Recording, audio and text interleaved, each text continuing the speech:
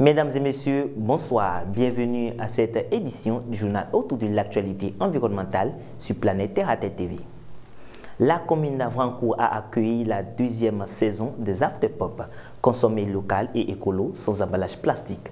Gros défi de la vie durable, c'est ce thème qui a rassemblé experts, notables, acteurs de la société civile, hip-hopers, chercheurs au sein de la mairie. Le plastique a la réputation d'être pratique, léger, résistant à différents éléments tels que l'eau, la chaleur, le froid. Malgré cela, le plastique n'est pas encourageant, surtout pour une ville durable. Reportage. Si il faut consommer local et que ça va être égal à consommer écologique, il faut que le local soit fait sans les apports extérieurs. Après Abomey-Calavi, c'est la commune d'Avrancourt qui a accueilli ce deuxième numéro de l'Afterpop. Au cœur des échanges, il s'agissait du consommation local sans emballage plastique. Les questions d'emballage, dans les habitudes à Avrancourt, c'est de faire l'emballage dans les plantes, les feuilles, sans jamais utiliser des sachets. Mais on constate que de plus en plus, c'est les sachets qui prennent le pas. Contrairement aux villes développées, cette commune du Bénin n'est pas urbanisée, ce qui représente un atout pour la valorisation des mets locaux et le maintien propre de l'environnement. Avrancourt n'est pas une ville vraiment trop urbanisée déjà. Donc c'est déjà un atout pour cette ville parce qu'autour de nous, nous avons des végétations et il y a plusieurs espèces de plantes qui sont utilisées dans l'emballage alimentaire. Il faut consommer local, mais il faut également que ça soit écolo.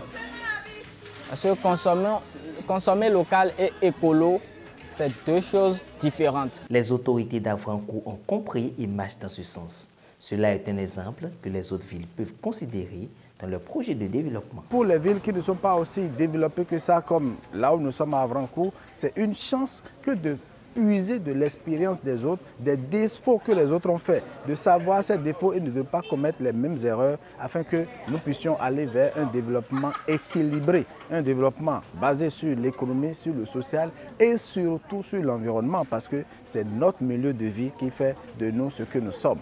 Nous avons déjà l'option à travers notre outil de planification de tendre vers une ville verte.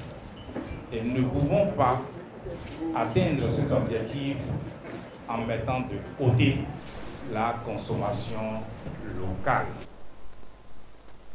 Cette contribution propose une réflexion et quelques conjectures sur l'avenir durable face à l'hypothèse du changement climatique, Afterpop, de la transition écologique à une ville durable, une évolution vers un nouveau modèle économique et social. Notre rédaction a tendu son micro à quelques participants. Ils sont au micro de Julien Tonjon. Lorsque nous nous intéressons un peu à la vision de la commune d'Avrancourt, c'est que d'ici 2025, la commune d'Avrancourt doit être une commune verte, attrayante. Ce serait plus facile d'amener la population d'Avrancourt à revenir aux valeurs, aux usages ancestrales. C'est bien faisable parce que, entre-temps, c'est ce qui se faisait. Donc, on a quitté quelque part et on a pris peut-être une mauvaise voie. Donc, c'est encore possible de faire chemin en arrière.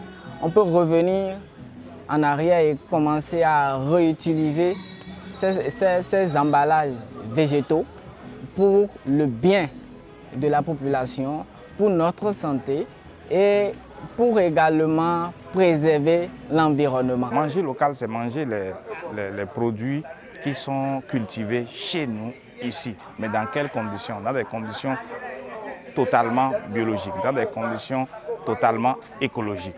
Et c'est en ce moment que tout ce qui est retiré au sol est retourné au sol. Tout ce qui est produit est fait de sorte que dans la production, il n'y ait pas de transformation avant d'aller dans l'assiette. Et qu'il n'y ait pas beaucoup de transport de façon à générer des gaz à effet de serre. Pour avoir une ville durable, la durabilité réside dans le fait de la protection de l'environnement. Lorsque nous puisons nos ressources aujourd'hui, il faut que nous puissions permettre à ceux qui viendront après nous de pouvoir bénéficier des mêmes ressources pour le développement de leur localité. Et quels sont les enjeux aujourd'hui? Quand vous prenez nos villes, nous avons encore la chance au Bénin que tout ne soit pas encore gâté. Donc on peut déjà, en partant, sur les 3 piliers de développement, le social, l'économie et l'environnement. Parce que pendant plusieurs années, les grandes puissances d'aujourd'hui n'ont pas pris l'environnement en compte et ont poursuivi leur processus de développement en pensant seulement à l'économie et après au social. Le CBF, entendez le Conseil des Béninois de France, est une plateforme d'associations et de personnes physiques qui vise à entretenir et développer des relations vivantes de coopération et de co-développement entre la France et le Bénin. Elle s'investit notamment dans le soutien de divers projets et dans la promotion du développement durable. Suivez ce reportage de Julien Tonjon qui vous en dit davantage. La plupart des projets du CBF rentrent dans le développement durable, d'ailleurs l'ODD de l'OMS, dans diverses spécialités. Le Conseil des Béninois de France a pris part à la 6e édition du Salon Afrique-Unie. Le CBF est un ensemble d'associations qui accompagnent plusieurs porteurs de projets. Toute l'implication du CBF dans les projets de développement dans notre pays. Et le CBF est aussi une fédération d'associations. Et c'est l'opportunité donc de faire connaître toutes ces associations-là et aussi de faire découvrir tout ce que ces associations font sur le terrain dans le cadre du développement durable dans notre pays. Depuis 25 ans, le CBF intervient dans la mise en œuvre de plusieurs micro-projets et mésoprojets. Il encourage notamment les candidatures féminines dans l'étude des dossiers. On a vu que dans ce développement, les femmes sont au centre de la société.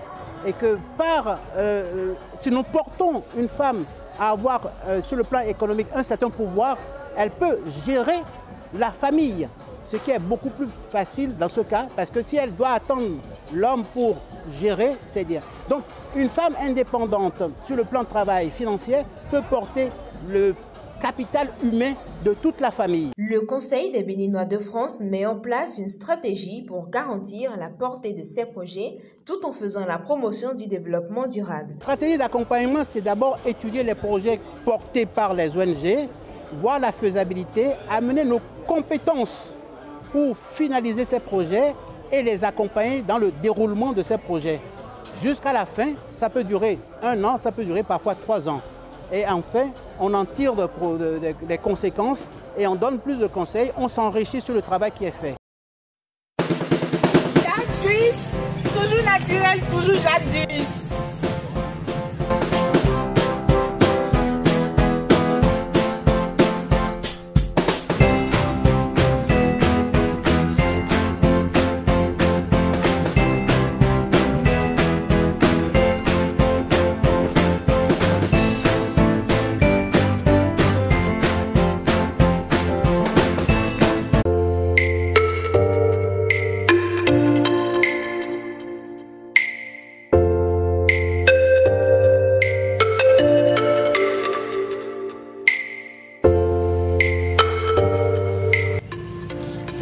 Terre, le bonheur dans la nature.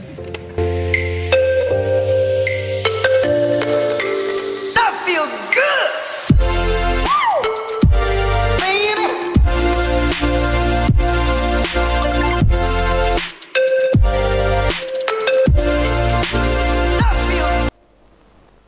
Hors de nos frontières, à présent, le fabricant d'éoliennes Siemens Energy annonce une perte annuelle de 6 milliards d'euros. Le groupe allemand a fait état d'une perte annuelle de près de 6 milliards d'euros plombée par sa filiale éolienne, et ce, au lendemain de la divulgation d'un plan de sauvetage de 15 milliards d'euros pour l'entreprise en difficulté. Malgré 112 milliards d'euros de commandes engagées par Siemens Energy en 2022, sa branche énergie renouvelable n'est pas encore rentable. Mesdames et messieurs, c'est la fin de ce journal télévisé dédié à l'actualité environnementale. Ne ratez plus nos programmes en vous abonnant à nos canaux digitaux Terre à Terre Bénin sur Facebook, YouTube et TikTok, mais également sur le www.planetterratv.bj, notre web TV. N'oubliez surtout pas de vous abonner, d'aimer et de partager une vidéo. Contactez-nous également pour la couverture médiatique de toutes vos activités liées à l'environnement. Par-dessus tout, protégez l'environnement parce que l'environnement, c'est vous. Bonsoir.